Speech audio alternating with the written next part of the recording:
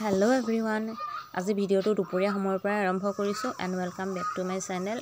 এয়া দুপৰীয়া ভাত পাতিছো এফালে তাৰ পাছত এফালে কচু ডাল কচু বইল কৰিছো। আজি ভাতৰ লগত খাম ঢেকিয়া দাইল আলু তাৰ পাছত এফালে কচু পিটিকা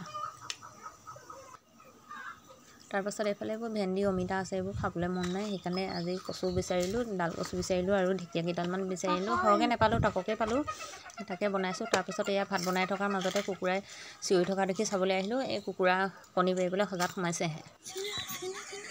তাৰপিছত ভাত পানী খাই বৈ আজৰি হৈ এয়া পিছবেলা সময়ত আমি মাক পুতেক জীয়েক গোটেইকেইটা আহিছোঁ কঠীয়ানীত মানিমুনি বুটলিবলৈ।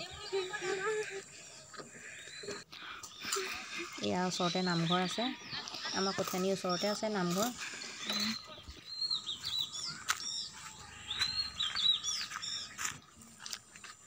এয়া দেখিছেনে মানিমুনি ঢেৰ ওলাই আছে, মানিমুনি বুটলি লওঁ। মানিমুনি পেটৰ কাৰণে বহুত ভাল হয়, আমি প্ৰায় খায়ে থাকোঁ।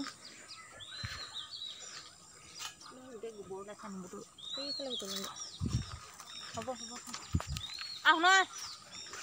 পৰিব